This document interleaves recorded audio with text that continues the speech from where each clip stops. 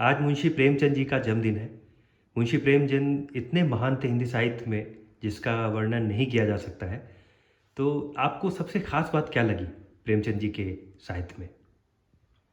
प्रेमचंद जी के साहित्य में सामाजिक जीवन के वो जो आम लोगों की जो पीड़ा होती है उसको उन्होंने अपने शब्दों के माध्यम से अपने लेखनी में ढालने की कोशिश की है और जन जन की पीड़ा को समझने और उसको अपनी लेखनी में उकेरने की कोशिश की है। जी। और उनकी जो रचनाएं हैं वो आदर्शोन्मुख जी। यथार्थवादी जी। रचनाएं हैं जी। और उन्होंने साहित्य को एक नए आयाम दिए। उन्होंने उनका जो काल था जी। वो आधुनिक काल था। जी। तो वो उनका जन्म कब हुआ था? उनका जन्म हुआ था 31 जुलाई। जुलाई 31 जुलाई 1880 को वाराणसी के लम्ही ग्राम में उनका अच्छा। जन्म हुआ था। तो ब्रिटिश काल में ही उनका जन्म हुआ। जी, ब्रिटिश काल में। जभी तो अंग्रेजों ने उनके 500 प्रीतियां जला दी थी अच्छा। उस क्यों? पुस्तक की, और उनके सामने ये तो गुस्सा बहुत में। बहुत गलत बात है किसी हाँ, लेखक। सोजे वतन क्या था। अच्छा, सोजे हाँ, वतन नाम से वो हाँ, शायद। हाँ। हाँ, तो उसको देशद्रोही का संज्ञा देकर और 500 प्रीति उनके सामने जला दिया था किसी अंग्रेजों लेखक का ने। इससे बड़ा अपमान नहीं हो इससे सकता। बड़ा अपमान क्या होगा। तो इस तरह तो उन्होंने बहुत कुछ उनको सहन करना पड़ा। इस लेखनी मतलब अन्याय के विरुद्ध आवाज उठाने के उनके असीम बहुत ही जी, मैंने अपने तरीके से उन्होंने हाँ कोशिश की। कोशिश की। और उन्होंने समाज के जो भी ऐसे पक्ष हैं जैसे बाल विवाह, विधवा विवाह या समाज की कुरीतियां और भी जो भी हैं, अन्याय, जी, शोषण, उस पे इस सब के खिलाफ अपने तरीके उन्होंने से आवाज। हाँ आवाज उठाई। और हमेशा ही उन्होंने कोशिश किया कि जो भी ये अपने तरीके से उन्होंने समाज को बहुत कुछ दिया। एक मैंने बहुमूल्य प्रतिभा थे वो समाज के जी। लिए। एक मतलब जाने माने इतने मैंने उनकी क्या उनकी प्रसिद्धि है कि उनका पूरे भारत में ही नहीं बल्कि विश्व में उनका स्थान जी, है निश्चित तौर प्रेमचंद का। और उनकी जो रचनाएं हैं वो विश्व में माने गिनी जाती पे। जी। हैं कि ये सब प्रेमचंद की कृतियां बहुत ही प्रसिद्ध हैं। अच्छा, और कहा जाता है उन्होंने जी। 300 से अधिक कहानियां, 35-36 उपन्यास और बहुत सारे अन्य विधाओं पर भी संस्मरण और बहुत सारे अनुवाद, बहुत सारे अन्य विधाओं पर भी कलम चलाए। उनके जो पुत्र थे अमृत राय, उन्होंने उनके मृत्यु के बाद 1962 में कलम के सिपाही के नाम से एक पुस्तक निकाली जिसमें कि प्रेमचंद के जीवन का पूरा उन्होंने बखान किया। तो उसके लिए उन्हें साहित्य अकादमी का पुरस्कार भी मिला 1963 में। तो इस प्रकार से फिर और भी एक किसी ने लिखा उन्हें कलम कलम के और भी कुछ बहुत सारे लोगों ने उन्हें तरह तरह से अपनी जी, श्रद्धांजलि दी। हाँ, कलम के सिपाही तो थे ही वो। हाँ, तो उनकी कृतियाँ बहुत ही महत्वपूर्ण हैं। बहुत सारी उन्होंने कहानियाँ लिखी हैं जिनमें कि उनकी पहली कहानी है सौत और उनका पहला उपन्यास सेवा सदन। अच्छा। और इसमें उन्होंने अन्याय के खिलाफ जैसे कि उनकी कहानियों में पंच परमेश्वर, नमक का दरोगा, सौत, बहुत सारी कहानियां हैं उनकी। मतलब अब वो हम उंगली पर गिनना हमें मुश्किल है जी, उनकी इतना। कहानियों को। इतनी कहानियां हैं उनकी। और वो मानसरोवर में मानसरोवर में है उनकी संकलित। सारी जी। रचनाएं उसमें संग्रहित ठीक है। जी। और उसमें उसके 8 भाग हैं मानसरोवर के, जी। जिसमें कि उनकी सारी कहानियां उसमें संग्रहित। करीब 200-300 कहानियां उन्होंने हाँ, लिखी। 300 कहानियां। कहानियां, बहुत सारे उपन्यास और उसके बावजूद अन्य विधाओं पर भी कलम चलाए जी। उन्होंने। अच्छा, सुना है उनका असली नाम कुछ और था, प्रेमचंद। उनका असली नाम था धनपत राय। धनपत राय। अच्छा। मूल नाम उनका धनपत राय। तो वो एक कायस्थ परिवार से, सामान्य परिवार से थे।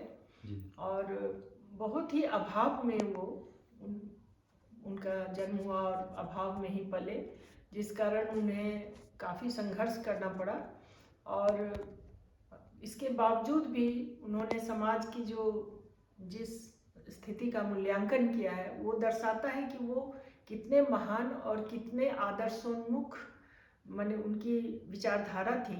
और वो हमेशा से कुछ नया, एक नई दिशा की ओर सबका ध्यान उन्होंने आकृष्ट किया, जी जिसमें कि समाज के कल्याण, उद्धार के लिए और अन्याय के खिलाफ ये सब आवाज़ उन्होंने उठाए। जी सामाजिक कुरीतियों का बहिष्कार किया, अंग्रेजों की कुनीतियों का बहिष्कार किया। जी बहुत सारे ऐसे उन्होंने कदम उठाए जो सराहनीय हैं।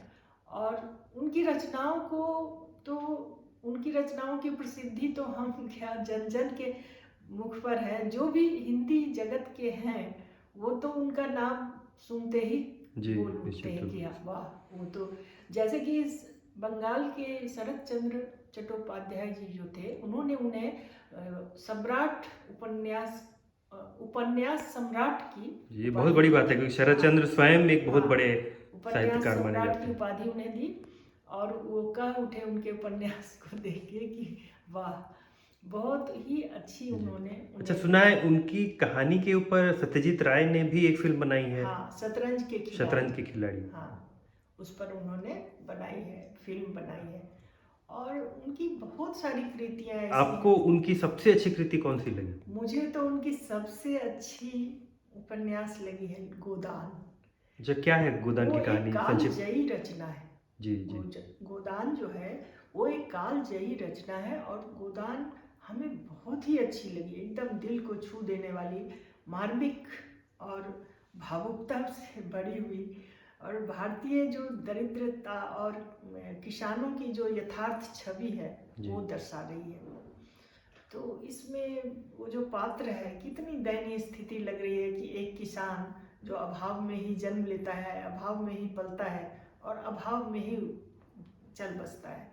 तो ये भारत की किसानों की कितनी माने जी दयनीय स्थिति है, ये सब उसमें चित्रांकन किया है उन्होंने। और दर्शाया है कि माने ये भारत देश में गरीबी जो है वो कितनी बड़ी, मतलब एक तरह से गरीबी एक अभिशाप है। उस समय में अभिशाप। जब लिख रहे हाँ, थे तब तो और भी हाँ, उस समय के समाज को चित्रित किया हाँ। उन्होंने। तो उन्होंने इन्हीं सब चीज़ों को उकेरा है जी और समाज को एक नई दिशा देने की ओर और एक माने उन्नति की ओर जी अग्रसर करने के लिए जी ये सब उन्होंने लिखा, ये सब रचनाएं उन्होंने की हैं।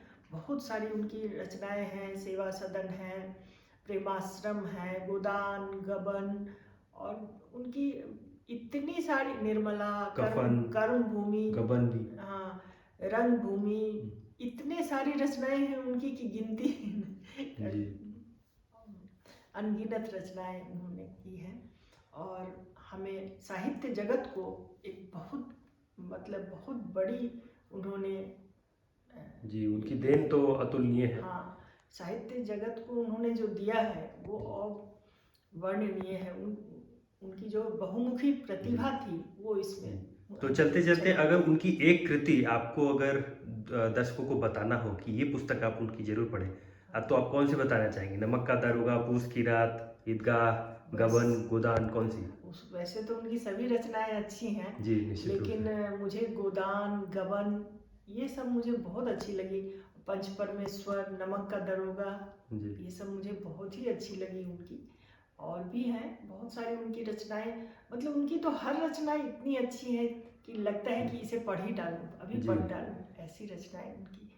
मतलब एक बार जब उनके किसी भी रचना को हम देखते हैं तो लगता है बिना पढ़े हम उठे ही ना। ये सबसे बड़ी सफलता है लेखक की जी, कि आप वो पुस्तक खत्म करके ही अब हाँ, उठे। तो ये प्रेमचंद जी की पुस्तक में ये हाँ। चीज़ है। तो प्रेमचंद, ये हमारा सौभाग्य कि हमारे देश में हुए इतने महान ऐसे ऐसे लेखक हुए। महान विभूति हुए हमारे जी देश में, ऐसे ऐसे महान साहित्यकार जी जिन्होंने देश को बहुत कुछ दिया। जी और और सही मायने में कलम के सिपाही हुए। कलम के सिपाही।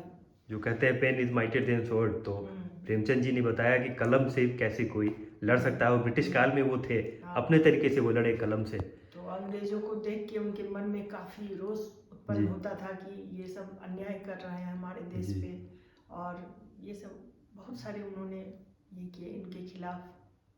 मतलब उनके मन में, जहन में एकदम भरा जी हुआ था कि अन्याय हो रहा है। अन्याय के खिलाफ वो हमेशा ही कदम उठाए जी, और सही मायने में इसे ही विद्रोह कह सकते हैं क्योंकि उन्होंने कलम के माध्यम से और अपनी नारी लड़ाई लड़ी। शोषण के खिलाफ भी उन्होंने आवाज उठाए कि जी, नारियों पर अत्याचार अन्याय ये नहीं होनी चाहिए, विधवा विवाह, बाल विवाह, इस सब के खिलाफ कदम उठाए उन्होंने। जी, उन्होंने तो खुद ही विवाह किया था एक विधवा अच्छा, से, जो शिवरानी देवी जो थी, जी, शिवरानी देवी उनकी दूसरी पत्नी से विवाह किया था। तो वो हमेशा ही एक आदर्शोन्मुख यथार्थवाद के प्रणेता रहे। जी। मानसरोवर में उनकी कहानियाँ संकलित हैं। हाँ, मानसरोवर की 8 भाग हैं जी, जिनमें उनकी सारी कहानियाँ संकलित, लगभग बहुत सी कहानियाँ जी। संकलित। तो नमन ऐसे महान कलम के सिपाही को, बार बार नमन। प्रेमचंद को नमन।